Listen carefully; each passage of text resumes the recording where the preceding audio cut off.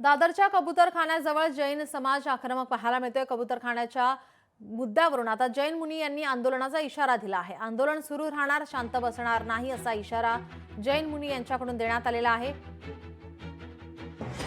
वेळ आली तर शस्त्र देखील उचलू असा इशारा त्यांनी दिलाय। 13 ऑगस्टला पुढील निर्णय घेऊ, जैन मुनी यांच्याकडून इशारा देण्यात आलाय। कबूतर मरता कामा नये असं त्यांनी म्हटलं आहे। मुंबईच्या दादर येथील कबूतरखान्यामध्ये झालेल्या जैन समाज आणि पोलिसांमध्ये शाब्दिक चकमक।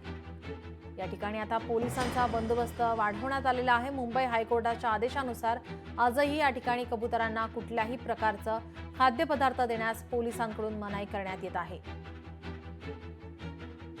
आमची इच्छा यह है कि जितने कबूतर 900 जास्त वर्ष कबूतर मेले आता दोबारा मेले नहीं पाहिजे।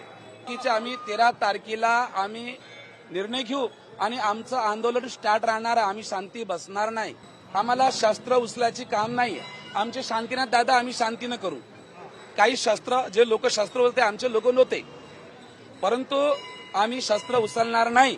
यदि जर जरूरत पडली आम्हाला आम्ही शस्त्र पण उचलू करून आम्ही संविधानाला मानत आहे ना, आता कोर्टाला मानतो ना, देवेंद्र फडणवीसला मानतो ना।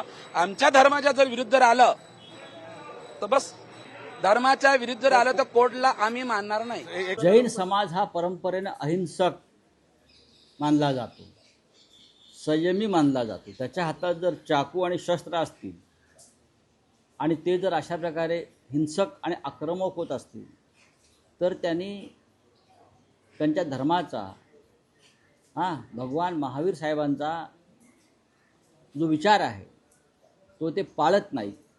याचं कारण या समाजाला हिंसक बनवण्याचं काम हे भारतीय जनता पक्ष करतो आहे।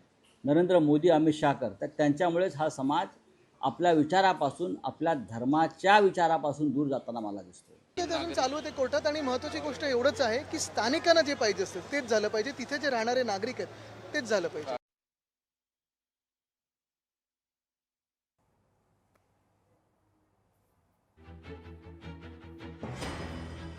आंदोलन सुरू राहणार, शांत बसणार नाही असा इशारा आता जैन मुनी यांच्याकडून देण्यात आलेला आहे। दादरच्या कबूतरखान्याजवळ जैन समाज आक्रमक पाहायला मिळतोय। त्यानंतर आता पोलिसांचा बंदोबस्त या ठिकाणी आता वाढवण्यात आलेला आहे। मुंबई पोलीस दंगल नियंत्रण कक्षाचं दल या ठिकाणी सहभागी झालेले या ठिकाणी पाहायला मिळत आहेत।